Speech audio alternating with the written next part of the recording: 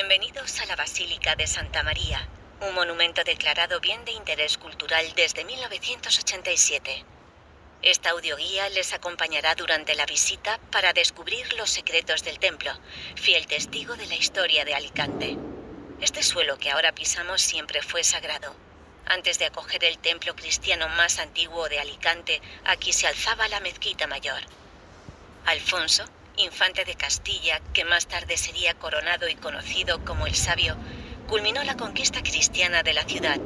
Los musulmanes que la habitaban tuvieron permiso para permanecer a cambio de jurar fidelidad, y de la misma manera, aquel viejo edificio que había resistido el enfrentamiento fue purificado para acoger el nuevo poder religioso.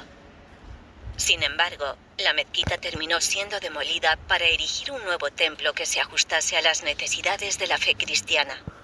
En su primera fase de construcción, la iglesia se componía de una sola nave para acoger a los fieles, capillas en los laterales y una fachada discreta. Las obras se financiaron entre los impuestos municipales, las limosnas y las donaciones de los nobles que pedían ser enterrados aquí. Pero su historia no se detuvo con aquel primer impulso. El templo iría creciendo con el paso de los siglos. La vislumbraremos a través de este recorrido que da comienzo en el baptisterio.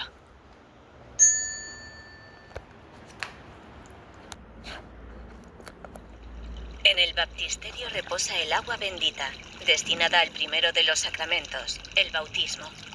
En el rito cristiano se considera un lugar de salvación, pues recibirlo libera a los creyentes del pecado original de Adán y Eva.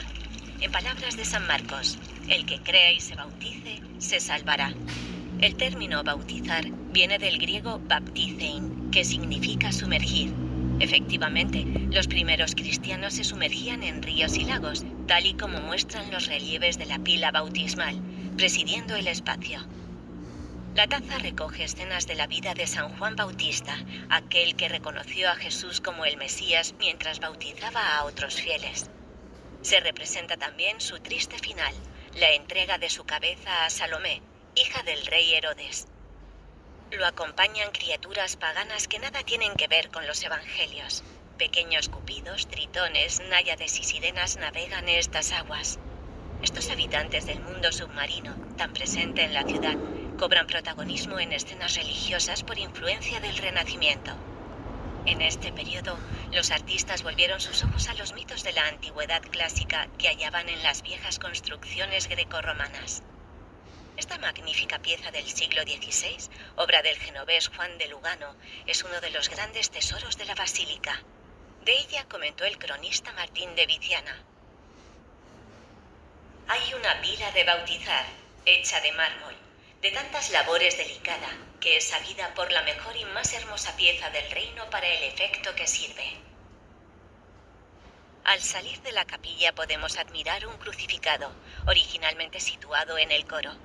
La talla del siglo XVIII es una muestra perfecta del arte barroco. El cuerpo tensionado hasta sus límites, las costillas arañando la carne y la sangre derramada por el cuerpo, marcas del sufrimiento humano sobre Jesús. Es obra de Juan Bautista Vera, maestro alicantino, autor de varias imágenes destacadas de la Semana Santa de la ciudad.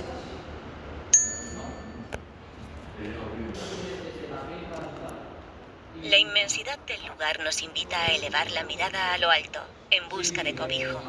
Los constructores del gótico levantaban altos muros, culminados en arcos apuntados y bóvedas de crucería. Pero no querían renunciar a la luz y su revelación, por lo que los muros estaban horadados por amplios ventanales. Para sostener entonces estas bóvedas se requería de gruesos pilares que derivaban su peso a rotundos contrafuertes. Entre ellos solían alojarse capillas. Son los rasgos esenciales del gótico centroeuropeo, asimilados en el Reino de Aragón, dando lugar al gótico catalán. Este templo se alzó como una planta de salón. Se componía de una sola nave para albergar a los fieles. La primera gran reforma llegó cuando la humilde villa de Alicante se convirtió en ciudad. Al no disponer de catedral, Santa María reclamó el título de iglesia colegial. Pretendía así acoger al cabildo encargado de asistir al obispo de la diócesis. Para ello también se postuló la iglesia de San Nicolás, y aunque en un primer momento compartieron este honor, pronto ambos templos lo reclamaron de forma exclusiva. Santa María presumía de ser un templo de mayores dimensiones y mejor dotado. Aún así, en 1596 perforó sus contrafuertes para crear corredores como en el que nos encontramos. Esto le permitía acoger a más fieles, de acuerdo con los valores impulsados por la Contrarreforma. Estos nuevos arcos son de medio punto, muestra de un lenguaje clásico propio de la época, en contraposición con los arcos ojivales que dan a la nave central, característicos del gótico. Al avanzar por el corredor norte, podemos ver las capillas de la Virgen de la Paz, San José, la Virgen del Carmen, los Santos Médicos y la Virgen de la Soledad. Al final del corredor, subiendo las escaleras, accedemos a la última capilla de esta nave. Pertenecía a la casa de Martínez Vera, señores de Busot. Aquí se expone la tabla de los Santos Juanes, obra de Rodrigo de Osona.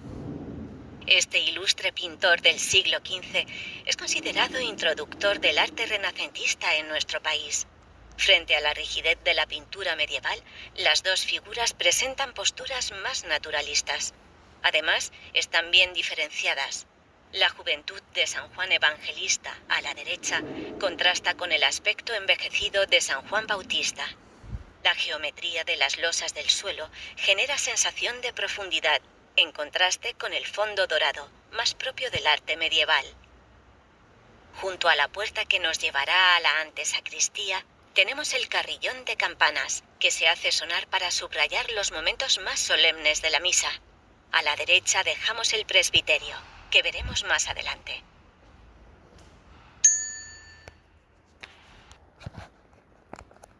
La antesacristía es un espacio privado, reservado para el uso del sacerdote. Le ofrece su último momento de intimidad antes de celebrar la misa. A la izquierda de la entrada se encuentra la pieza clave de este lugar, el aguamanil. Es aquí donde el sacerdote se purifica lavándose las manos antes del oficio. Las hunde en agua bendita para después esparcirla por el mismo aire que respiramos mientras comparte la palabra de Dios. Su importancia en el ritual religioso queda subrayada por la portada de piedra que enmarca su hornacina. El estilo del Renacimiento italiano se puede ver en el lenguaje clásico de los elementos que la componen y la armonía de sus formas. En el muro opuesto al aguamanil se abren dos puertas. La monumental entrada de la derecha da paso directo a la sacristía. Su decoración colosal realza un escudo en la parte superior. En él, entre nubes y rayos, como si fuera una ensoñación celestial, vemos arder este mismo templo. Más abajo leemos en latín: Insigne milagro sucedió en este templo en el año 1484. Efectivamente, no fue una ensoñación. En esta basílica sucedió un milagro.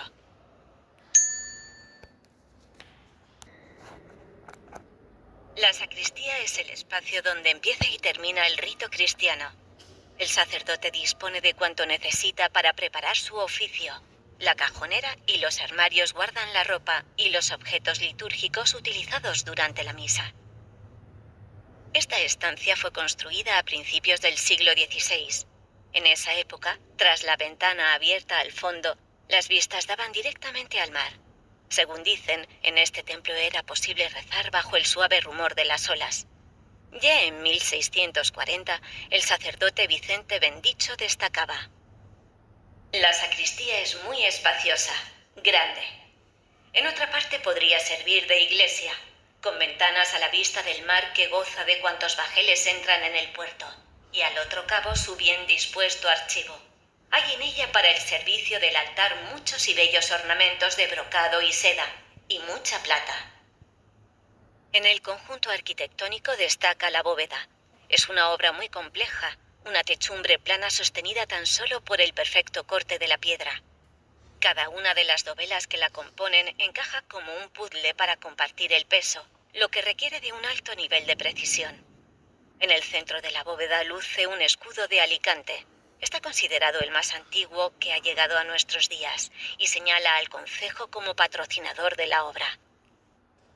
Diríjase a la puerta situada al fondo de la antesacristía, con salida al patio, para continuar la visita.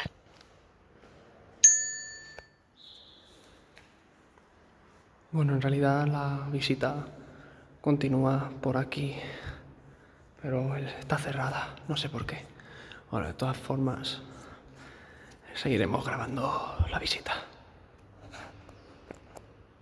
Una mañana de 1691, por la ventana al fondo de esta sala se pudo ver que la bahía había sido tomada. La flota francesa llegó a Alicante en plena Guerra de los 9 años. El conde de Estrés, al mando de medio centenar de navíos, mandó un ultimátum al concejo municipal. O pagaban un rescate o sufrirían su fuego de artillería. Alicante se mantuvo firme.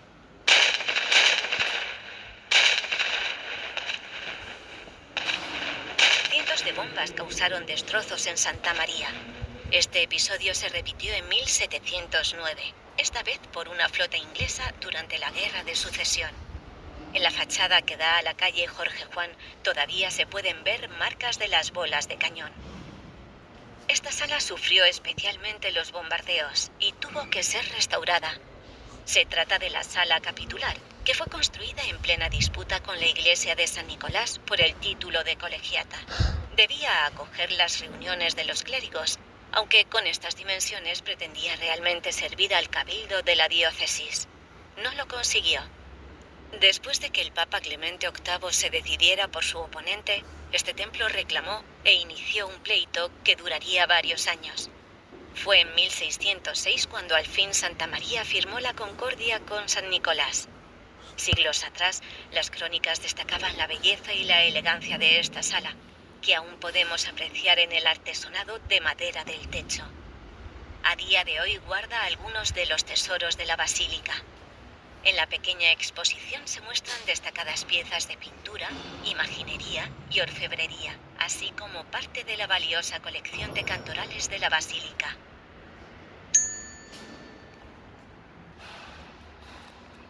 Estamos en el antiguo vestidor de los clérigos. Fue construido durante la Reforma, en plena disputa con San Nicolás, pensando en los numerosos religiosos que se esperaba recibir con el cabildo. A esta estancia se la conoce como el tesoro, porque tradicionalmente ha guardado la platería, las custodias, los cálices, libros cantorales y otras piezas de valor de la basílica. La estancia se ubica entre el coro y la sala capitular. Es un lugar de tránsito. Comunica el punto donde los religiosos se reunían para orar con la sala destinada al debate y las decisiones de gobierno. Llama la atención la portada barroca que sirve de acceso a la sala capitular. Es una réplica de la entrada principal del Ayuntamiento de Alicante, cuyo escudo corona el conjunto. Como en la sede del concejo, lo sostienen dos leones, símbolo del valor y la fortaleza. También imita sus columnas salomónicas, que remarcan la importancia de la estancia a la que da paso. No es para menos, acogía el mayor órgano de poder del templo. A continuación, volvemos sobre nuestros pasos para ubicarnos delante del altar mayor, donde continuará la visita.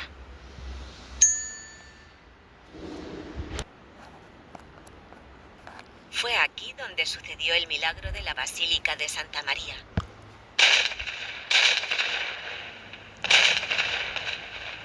La madrugada del 31 de agosto de 1484, los cañonazos de los buques que fondeaban en la bahía interrumpieron el sueño de los alicantinos.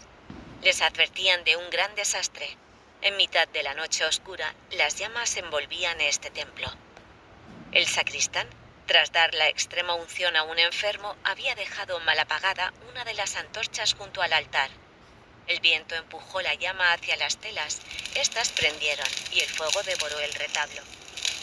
Pese a los esfuerzos de los vecinos, el templo ardió durante la noche. Según las crónicas, el techo se hundió, derribó el ábside y buena parte de la nave central, destruyendo por completo el altar mayor. Al amanecer, las llamas ofrecieron tregua. El humo empezó a disiparse para mostrar un templo devastado. Según cuentan, un sacerdote con más corazón que prudencia saltó sobre las brasas en busca de algo que aún pudiera salvarse. En el altar solo encontró un pequeño cofre de plata, empleado para guardar las sagradas formas. Estaba ennegrecido, pero aún entero. Cuando lo abrió, ahí seguía, intacto. El cuerpo de Cristo había sobrevivido al infierno. Tras el incendio, el templo requirió de una profunda reforma que culminó en la bóveda con forma de estrella. En los cruces de los nervios lucen 7 medallones significativos para la basílica. El del centro muestra el escudo de los Reyes Católicos sin algunos de sus símbolos habituales, como la granada, que representa la conquista del último reino musulmán de la península ibérica. Esto indica que es anterior a 1492. Rodean este medallón otros 4 dedicados a los evangelistas. Los restantes acogen el escudo de Alicante y otro pertenece a la Casa Noble, aún sin identificar, que financió la construcción del altar. El presbiterio volvió a verse gravemente afectado por los bombardeos posteriores, así que el retablo mayor que tenemos ante nosotros es obra de mediados del siglo XVIII. Del anterior se conservan algunas pinturas, aunque fuera del templo y dispersas. Podemos imaginar cómo fue a partir de las palabras que le dedicó el deán de San Nicolás, Vicente Bendicho. El altar mayor de esta iglesia es al uso antiguo, pero sin encarecimientos de los mejores y de mejor hechura y pintura. Está en él toda la vida de Nuestra Señora y sus misterios.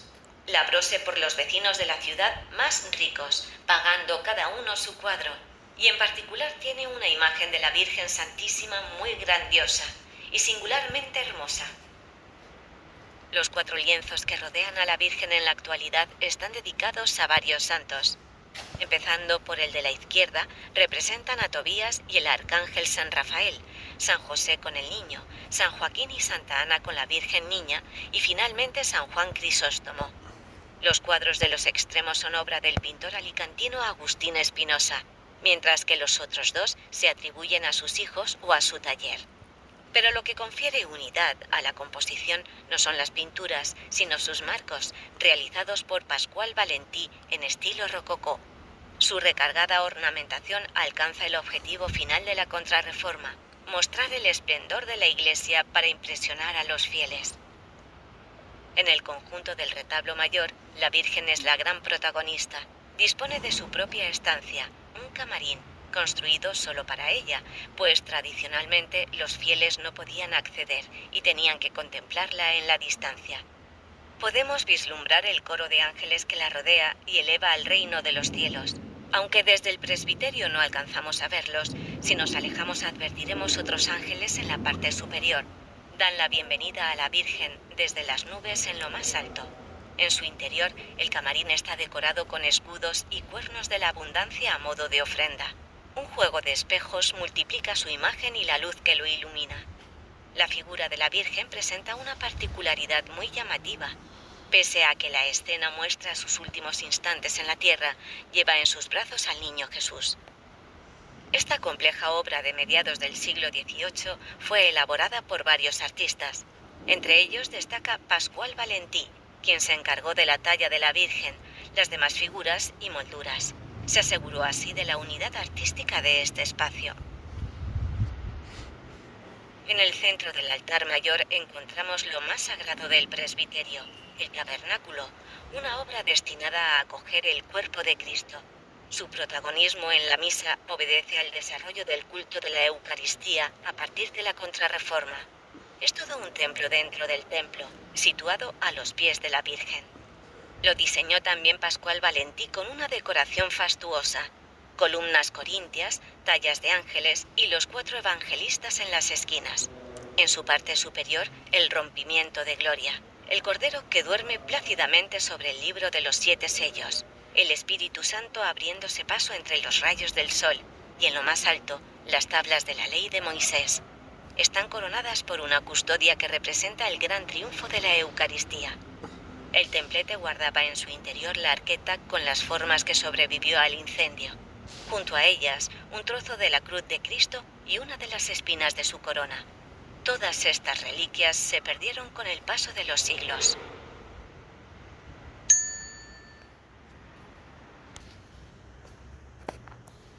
El coro es punto de reunión de los siervos de Dios.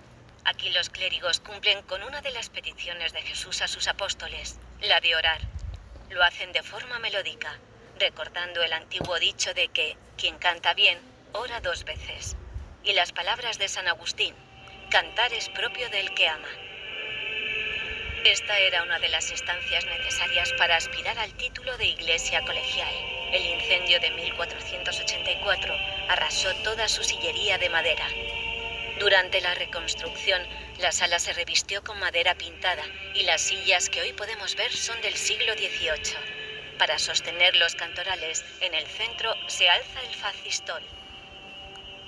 Sobre nosotros, la bóveda con forma de estrella culmina la construcción. La Virgen es también protagonista de su decoración. Aparece en la clave central, sosteniendo al niño en brazos. La rodean medallones florales. Bajo los nervios de los arcos, las ménsulas muestran en relieve los símbolos de los 4 evangelistas y otras figuras, como un ángel que sostiene el escudo del Reino de Aragón.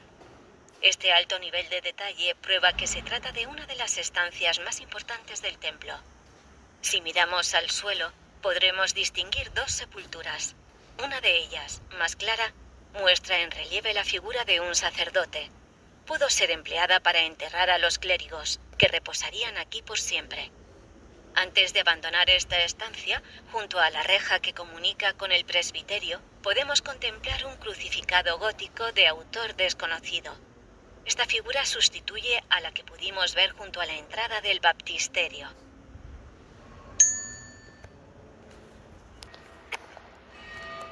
En la nave sur volvemos a abrirnos paso entre los contrafuertes. La apertura de este corredor sirvió para ganar amplitud, pero tenía otra función principal: facilitar procesiones por el interior del templo. En plena disputa con San Nicolás, el clero de Santa María argumentaba así esta ambiciosa reforma.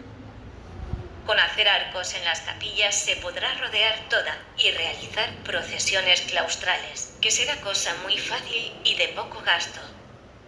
Desde un punto central de este corredor, si miramos hacia la nave opuesta, tenemos una buena vista del órgano. El instrumento es obra de Matías Salanova, del siglo XVIII, aunque destaca la majestuosidad de la caja barroca. Fue concebida en 1655 como una especie de retablo musical, con una rica decoración mediante volutas y florones. Al avanzar por el corredor, dejamos atrás el altar de la Virgen del Socorro y la sepultura de los Escorcia, el altar de las ánimas del purgatorio y, al final, el altar de San Antonio de Padua. Para continuar con la visita, diríjase a la puerta enrejada de la izquierda, ubicada a mitad de esta nave sur. Accederemos a la capilla de la Inmaculada.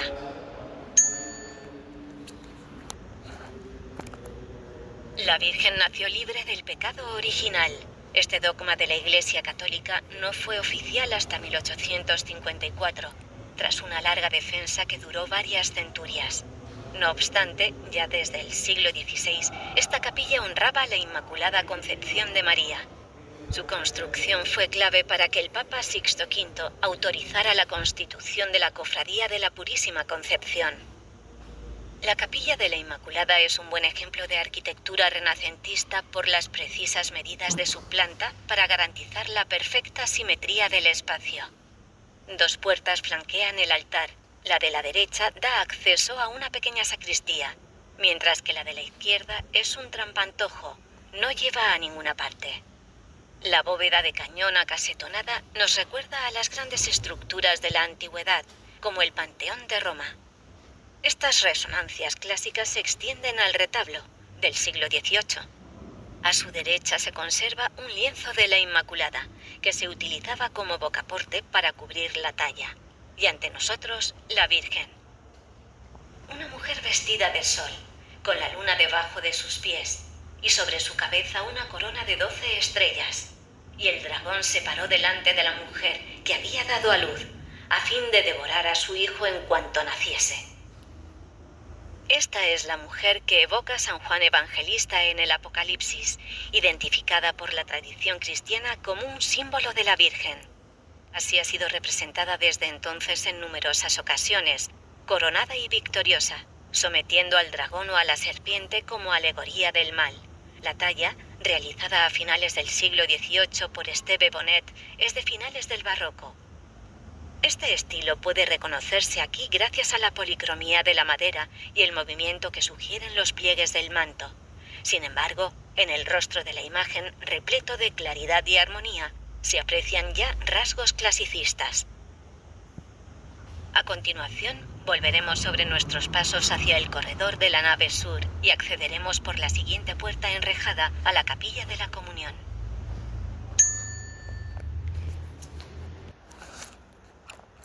El rito católico recoge la petición de Jesús a sus apóstoles durante la última cena: compartir el pan y el vino como su cuerpo y su sangre.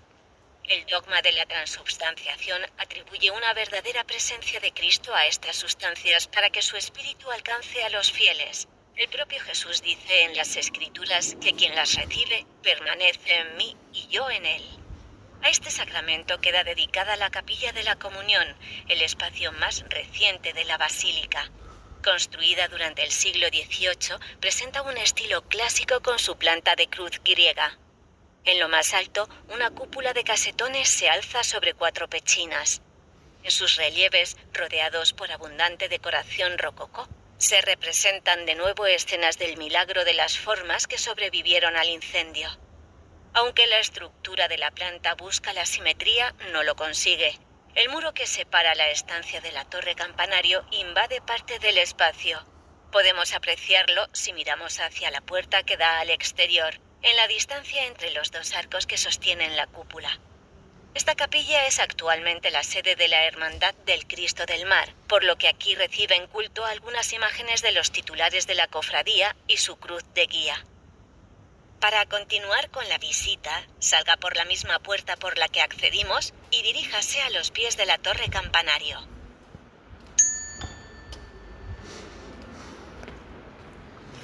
Bueno, subamos.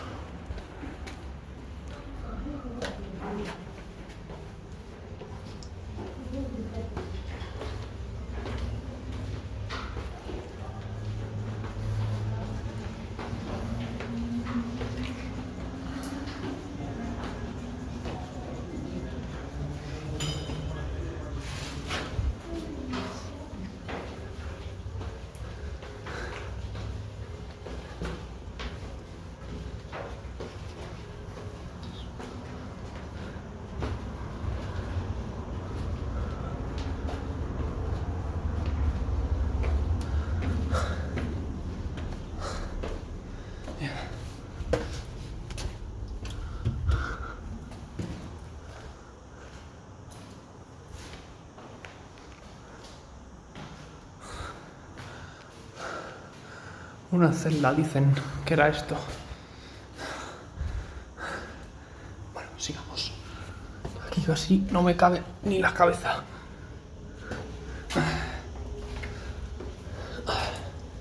Joder.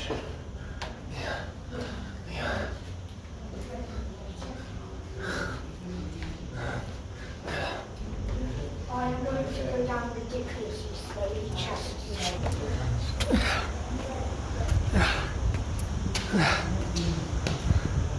Corta porque había gente pasando. No iba a grabarlas, obviamente. Bueno, sigamos.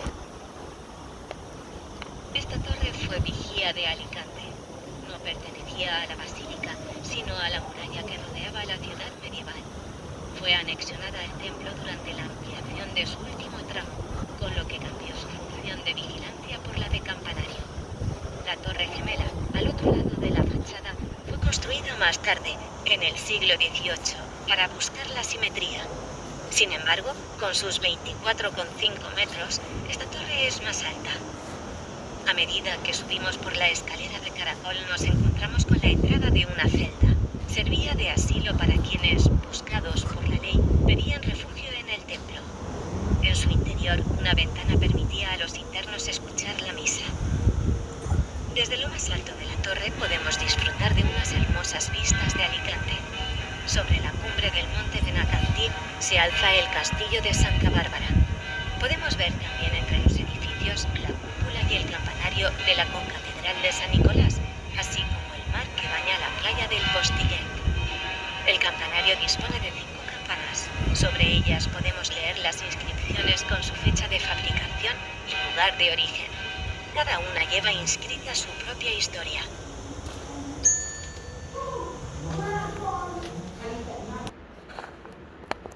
Al pie de la torre campanario nos aguarda la Virgen gótica. La escultura de granito muestra a la Madre coronada con su hijo en brazos, que sostiene la bola del mundo mientras nos bendice. Frente a sus rostros sintetizados e inexpresivos, más propios del arte medieval, en sus posturas y los pliegues de sus ropajes, atisbamos ya la flexibilidad propia del Renacimiento. El altar es isabelino, estilo gótico desarrollado durante la época de los Reyes Católicos. Se caracteriza por este tipo de arcos y por incluir decoración vegetal. Estas ramas y hojas han sido laboriosa y minuciosamente esculpidas en la piedra, rasgos que anticipan el plateresco. El altar de piedra no era la ubicación original de esta escultura. Debió ocupar un lugar protagonista en otro retablo. Algunos historiadores han llegado a considerar que pudo presidir el altar mayor. Aquí termina la visita al interior de la Basílica de Santa María. Cuando salgan del templo, les invitamos a fijarse en la fachada. En el siglo XVIII se consideró que la antigua portada medieval había quedado anticuada. Para su remodelación, una de las mayores reformas del templo, se contrató al escultor Juan Bautista Borja, implicado en la renovación artística de la ciudad. El resultado fue la soberbia portada actual, custodiada por otras dos gemelas. El conjunto lo preside la Virgen durante su asunción en pleno rompimiento de gloria. La acompañan a sus lados algunos apóstoles. Sobre ella, la Trinidad sostiene su corona. La maestría de esta obra es tal que, a medida que nos acercamos, una ilusión óptica nos hace ver cómo la corona real se va posando sobre las sienes de la Virgen. Les agradecemos su compañía y atención durante el recorrido. No se olvide de devolver la audioguía en el lugar destinado a la salida. Muchas gracias y hasta pronto.